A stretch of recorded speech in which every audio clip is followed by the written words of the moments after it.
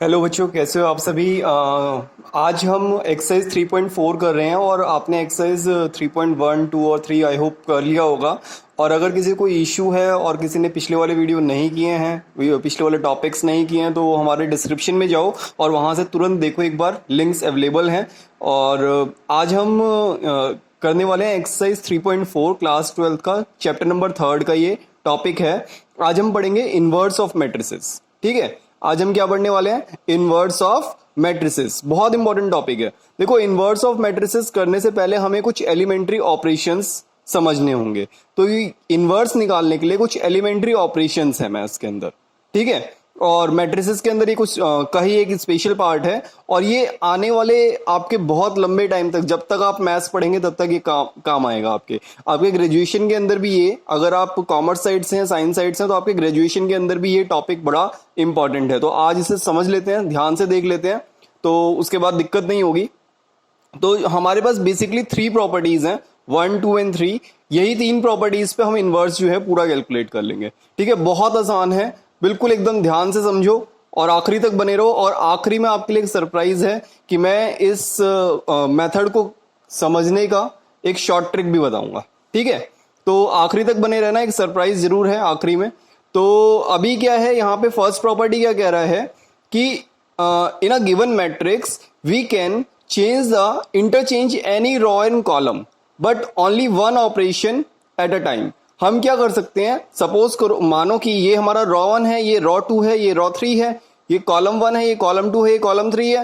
तो मैं क्या कर सकता हूं, रॉ 1 के ऊपर ऑपरेशन लगाते हुए, जैसे मुझे इसको नीचे करना है, इसको ऊपर लिखना है। मेरा मन कर रहा है कि 7, 8, 9 को फर्स्ट रॉ में लिख दूं, 2, 4, 6 को सेकंड रॉ में लिख दूं। तो मैं क्या ऑपरेशन लगाऊंगा, रॉ 1 को इंटरचेंज कर दूंगा रॉ 2 से।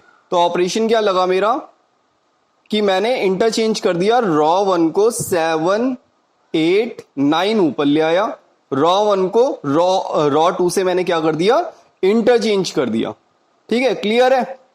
और ये मैं कर रहा हूं, आप किसी और को भी कर सकते हो, किसी और रॉ को किसी भी कॉलम से इंटरचेंज कर सकते हो, बट बशर्ते आपको ये प्रॉपर्टी लिखनी पड़ेगी कि आपने इंटरचेंज किसको किया, रॉ 1 को रॉ 2 से। अब अगर कोई बोलेगा सर मुझे कॉलम को इंटरचेंज करना है, तो सपोज करो हम C2 को इंटरचेंज कर रहे हैं C3 से। ठीक है, तो अब मेरा आंसर क्या बनेगा, मैंने क्या किया, C2 को इंटरचेंज किया C3 से। तो अब मेरा आंसर क्या बनेगा, ध्यान से देखते हैं। देखो, ये है मेरा C2, ये है मेरा C3, है ना। अब इसको इंटरचेंज करें तो C1 पे कोई असर नहीं रहेगा। ठीक है, 2, 7, 1 तो एज इट इज रहेगा। और फिर उसके बाद क्या किया मैंने, 6, 9, 5 एज इट इज लिख दिए। C2 को C3 से मेरे को इंटरचेंज करना है, 4, 8, 3। आसान है।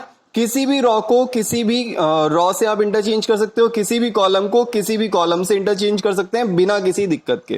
ठीक है, this is the first property to find the inverse of a matrix through the method of elementary operation और ट्रांसफॉर्मेशन ऑफ अ मैट्रिसेस। ठीक है, सेकंड प्रॉपर्टी कह रहा है कि आप किसी भी रॉ को और किसी भी कॉलम को आपस में एक साथ ऐड कर सकते हो। मगर ध्यान रखना है, क्वेश्चन अगर हमारा रॉ से हो रहा है तो एनसीईआरटी इस चीज को प्रेफर कर रही है कि आपका अगर क्वेश्चन रॉ से कर रहे हैं तो पूरा का पूरा क्वेश्चन आपको रॉ से ही सॉल्व करना है, और अगर कॉलम से कर रहे हैं तो पूरा का पूरा क्वेश्चन आपको कॉलम से ही सॉल्व करना है। तो ये एडिशन और सब्ट्रैक्शन की प्रॉपर्टीज कैसी हैं, मैं एडिशन करके दिखा रहा हूं, जैसा एडिशन होगा वैसे ही सब्ट्रैक्शन भी होगा।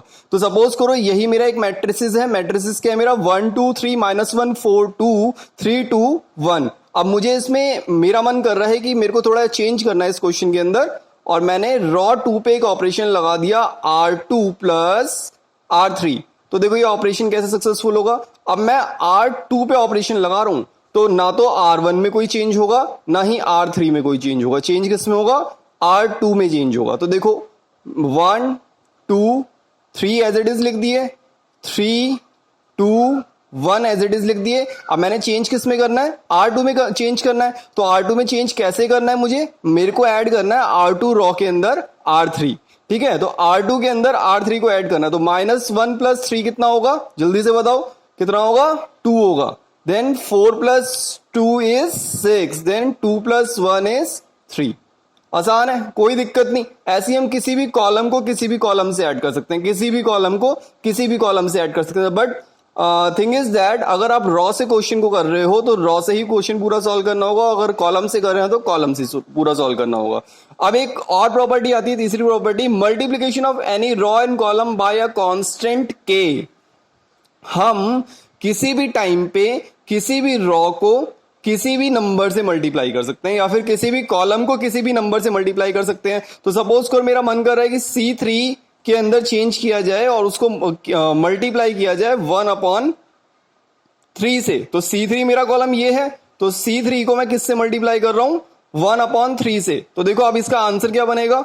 अब मैंने क्या बताया कि C3 में चेंज कर रहा हूं, तो यानी कि C1 और C2 एज इट इज हैं, बचे हुए हैं, इनको बिल्कुल नहीं छेड़ेंगे हम, क्योंकि ये प्रॉपर्टी जो लगा रहे हैं हम, ये किसके लिए लगा रहे हैं, ये लगा रहे हैं हम C3 कॉलम के लिए ओनली। तो अब C3 पे प्रॉपर्टी लग रही है, देखो 1/3 ऑफ C3, तो 1/3 ऑफ C3 यानी कि 1/3 इंटू में 1, फिर 1/3 इंटू में 3, फिर 1/3 इंटू में 1, और इस तरीके से ऑपरेशन लग गए। यहां पर 3 से 3 कट जाएगा, तो यानी कि यहां क्या बचा 1/3, यहां क्या बचा 1, और यहां भी क्या बचा 1/3। और इस तरीके से हम हमारा multiplication of any constant value जो है ये वाली प्रॉपर्टी भी लगा सकते हैं। तो इन तीन प्रॉपर्टीज के बेसिस पे मैं आपको एक क्वेश्चन कराने जा रहा हूं। एनसीईआरटी बुक का एक्सरसाइज 3.4 का क्वेश्चन नंबर फर्स्ट है ये। अब मुझे क्या करना है, मुझे इन्हीं एलिमेंट्री ट्रांसफॉर्मेशंस का यूज करके इनवर्स कैलकुलेट करना है। ठीक है, बहुत आसान है, बड़े मजे से होगा ये क्वेश्चन। अभी देखो मेरा टारगेट क्या होना चाहिए कि अब जैसे ये क्वेश्चन है मेरा 1 - 1 2 3, we have to find the A inverse using the elementary transformation. तो पहले सबसे पहला रिप्रेजेंटेशन क्या होगा कि मैंने लेट किया a इक्वल टू में i इंटू में a। i का मतलब क्या है, आइडेंटिटी मैट्रिक्स, और आइडेंटिटी मैट्रिक्स जो है उसकी वैल्यू जो होती है वो 1 ही होती है। तो मैं a के साथ चाहे मैं 1 को मल्टीप्लाई करूं चाहे ना करूं एक ही बात है ना, 1 मल्टीप्लाई तो हो सकता है कहीं पे भी। तो इसीलिए मैंने क्या किया कि a इक्वल टू में i a लिख दिया। अब इसका बेनिफिट क्या होगा, देखो a जो है मेरा वो गिवन मैट्रिसेस है, वो मैंने LHS में लिख लिया। ठीक है, i जो है वो मेरा क्या है 1 0 0 1, वो मैंने इसके साथ में लिख लिया, और एक जो बचा हुआ a है उसको एज इट इज लिखा रहने दिया। ठीक है, अब मैं जो भी ऑपरेशन लगाऊंगा यहाँ LHS में, वही सेम ऑपरेशन मेरा RHS में भी लगेगा। और मेरे को इसको तब तक सॉल्व करना है जब तक मेरा LHS में आइडेंटिटी मैट्रिक्स ना बन जाए, यानी कि जो इधर लिखा हुआ है वो इस साइड ना आ जाए, और जो इधर ऑपरेशन लगते हुए जो यहाँ पे चेंज होगा वही मेरा इनवर्स होगा। ठीक है, तो मुझे इसे कब तक सॉल्व करना है, जब तक ये आइडेंटिटी मैट्रिक्स ना बन जाए। ठीक है, और इसको करने का बड़ा सिंपल तरीका है। तरीका क्या है कि आपको क्या करना है, यहां पर 1 0 0 1 फॉर्म बनानी है, क्योंकि 2x2 का जो आइडेंटिटी मैट्रिक्स है वो यही होगा 1 0 0 1। तो मेरा टारगेट क्या है, देखो मेरे को यहाँ पे 1 तो पहले से ही है, तो इसको छेड़ने की जरूरत ही नहीं है। अब मुझे इसको 0 बनाना है, इसको भी 0 बनाना है, और इसको 1 बनाना है। तो मैं पहला ऑपरेशन लगा रहा हूं मैंने रॉ 2 पर, सेकेंड रॉ पर मैंने एक ऑपरेशन लगाया, R2 में से 2 टाइम्स ऑफ R1 माइनस कर दिया। मैंने क्या किया, R2 रॉ में से 2 टाइम्स ऑफ R1 माइनस कर दिया। अब ये ऑपरेशन लगाने का बेनिफिट क्या हुआ, देखो ये ऑपरेशन लगाने का बेनिफिट क्या हुआ कि अब माइनस करके देखते हैं एक बारी। तो मैंने क्या किया, 2 में से 2 टाइम्स ऑफ 1 माइनस कर दिया। तो 2 में से जब मैं 2 टाइम्स ऑफ 1 माइनस करूंगा,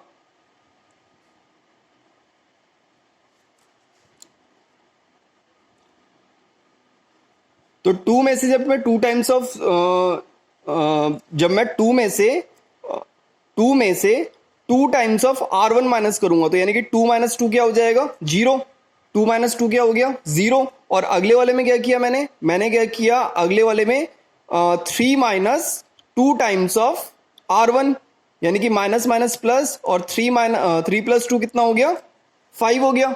इस ऑपरेशन को एक बार लगा के देख लो, जैसे मैं लगा के भी दिखा देता हूं आपको। तो अगर मैं देखूं तो यहां पर होगा क्या, एक प्रॉपर्टी लगा के दिखाता हूं ये वाले के लिए। मैंने क्या किया 3 - 2 टाइम्स ऑफ R1, और R1 है क्या मेरा -1 है ना, तो माइनस माइनस क्या हो गया प्लस हो गया, और 3 और 2 कितना हो गया 5 हो गया। तो ऐसे ही मैंने यहाँ पे 5 लिख दिया। ठीक है, अब जो प्रॉपर्टी मैंने LHS में लगाई वही मेरी RHS में भी लगेगी, तो यही सेम प्रॉपर्टी मैंने RHS में भी लगा दी। अब सेकंड स्टेप में क्या किया, सेकंड स्टेप में मैंने क्या किया R2, अब देखो मेरा टारगेट क्या है, मुझे 1001 बनाना है, ठीक है। तो मेरा एक टारगेट तो अचीव हो गया कि मेरा 10 बन गया, अब इसको 01 बनाना है ताकि ये पूरा आइडेंटिटी मैट्रिक्स बन जाए। तो मैंने क्या किया, R2 को 1/5 ऑफ R2 कर दिया, ठीक है। तो इससे फायदा क्या हुआ, R1 पे तो कुछ चेंज नहीं हुआ, 1 - 1 रह गया। अब R2 पे क्या होगा, ये तो 0 हो जाएगा, और जब मैं इसे 1/5 से मल्टीप्लाई करूंगा, जब मैं इसे 1/5 से मल्टीप्लाई करूंगा तो देखो क्या हो जाएगा, इसको 1/5 से मल्टीप्लाई कर रहे हैं और यहाँ 5 पहले से ही था, तो 5 से 5 कट गया तो 1 ही आ गया, है ना। सेम ऑपरेशन यहाँ पे भी लगाएंगे, मैंने बोला LHS में भी RHS में भी सेम ऑपरेशन लगेगा। तो 1 0 तो एज इट इज रहा, फिर R2 को जब मैंने 1/5 से मल्टीप्लाई किया तो -2 था डिवाइडेड बाय 5, यहाँ 1 था, 1/5 हो गया, ठीक है। फिर अब टारगेट अचीव करने के लिए क्या क्या चाहिए था मेरे को, यहाँ पे 1 0 और 1 तो मिल गया, अब यहाँ पे 0 बनाना है, ठीक है। एलिमेंट्री ट्रांसफॉर्मेशन के जो क्वेश्चन है बहुत इंपॉर्टेंट है, ठीक है। इसलिए कह रहा हूं कि आपका कंसेप्ट बेसिक होना चाहिए कि मेरे को एलिमेंट्री ट्रांसफॉर्मेशन लगाना है, यूज करना है, और इस तरीके से यूज करना है कि मेरा 1001 फॉर्म आ जाए। आप कोई भी प्रॉपर्टी किसी भी एक नंबर को यूज करके लगा सकते हैं, कोई पर्टिकुलर फिक्स रूल नहीं है। जो बेसिक रूल था वो यही था जो हम पढ़ चुके हैं। इसके बाद जो कंसेप्ट है वो यही है कि आप कोई भी प्रॉपर्टी लगा लीजिए, ठीक है। अब क्या किया मैंने, R1 पे ऑपरेशन लगाया, R1 प्लस R2। तो जो मैंने R1 पे ऑपरेशन लगाया, R1 प्लस R2, तो देखो यहाँ पे मैंने एक प्रॉपर्टी लगा के दिखा दी, तो बेसिकली यहाँ पे तो 1 आया है, ठीक है। तो मैंने अब R1 पे ऑपरेशन लगाया, R1 प्लस R2, तो अब देखो हो क्या रहा है, R1 पे ऑपरेशन लगाया, R1 प्लस R2, तो 1 + 0 1 आ गया, -1 + 1 0 आ गया, 0 एज इट इज है और 1 एज इट इज है, क्योंकि ऑपरेशन मेरा किस पे लग रहा था, R1 पे लग रहा था। और यही सेम ऑपरेशन यहां पे भी लगाया, तो अब देखो R1 पे ऑपरेशन लगा रहा हूं, तो R1 पे अगर यही सेम ऑपरेशन लगाएंगे तो 1 - 2/5 क्या आएगा, 5 - 2 यानी कि 3/5।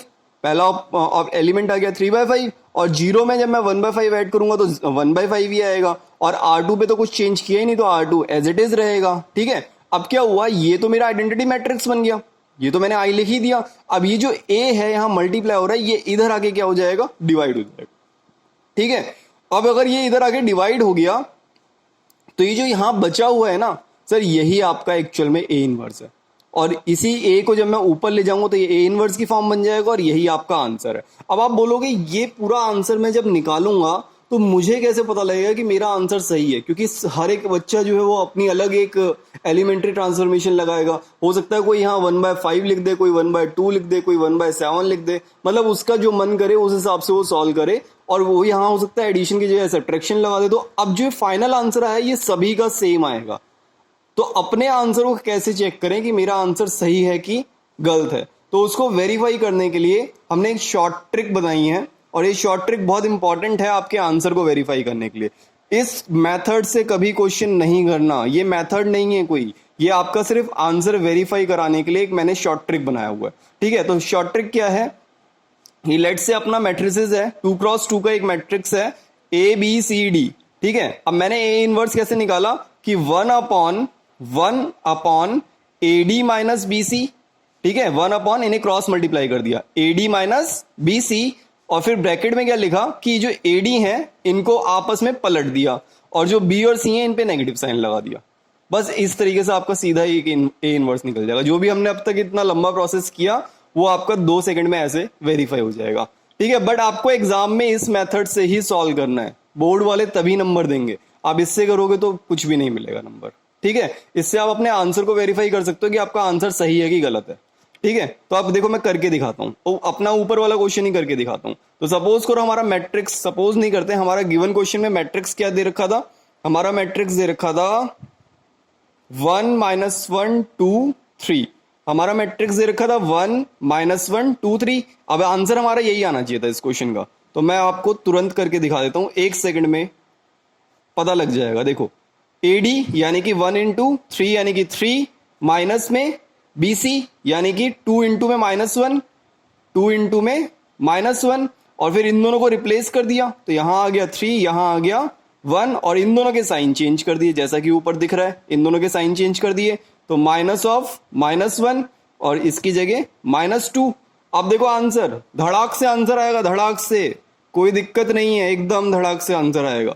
3 + 2 5, 3 1 -2 और 1। अब 1/5 मल्टीप्लाई हो रहा है पूरे मैट्रिसेस के बाहर, तो 1/5 को अंदर ले आओ, तो अंदर आते क्या बन जाएगा, 3/5, 1/5 -2/5 और 1/5। मैच करा लो जी, मैच करा लो, बिल्कुल वही आंसर है जो आपका पहले आया है, जो यहाँ निकला वही यहाँ निकला। ठीक है, कोई दिक्कत नहीं है, यानी कि हमने जो किया अभी तक वो सही किया। तो आप अपने जितने भी क्वेश्चन है, आप 3.4 एक्सरसाइज में पहले 15 क्वेश्चन जो है वो 2x2 मैट्रिसेस के हैं, उसके बाद के जो क्वेश्चन है वो 3x3 मैट्रिसेस के हैं। तो आप सारे के सारे क्वेश्चन इसी मेथोलॉजी को यूज करके कर सकते हो। आप वेरीफाई भी कर सकते हो अपने आंसर को। मैंने देखो बहुत इजी तरीके से बता दिया कि आप अपने आंसर को चेक कर सकते हो, पीछे देखने की जरूरत ही नहीं है एनसीईआरटी के पीछे। आप इस मेथड को यूज करो, 101% आपका आंसर सही वेरीफाई होगा। ठीक है, तो इसी के साथ यही आज की हमारी क्लास खत्म होती है। ये हमने टॉपिक समझा दिया है। मैं आशा करता हूं कि आप ये कर लोगे क्वेश्चंस। ठीक है, ये क्वेश्चंस डेफिनेटली आप अपनी कॉपी में कर लेना, क्योंकि ये बहुत इंपॉर्टेंट कंसेप्ट है, और जितना हम टाइमली इन क्वेश्चंस को कर लेंगे उतना हमें आने वाले टाइम में प्रॉब्लम नहीं होगी। ठीक है बेटा, इसी के साथ आज के लिए bye bye, take care, bye, God bless you.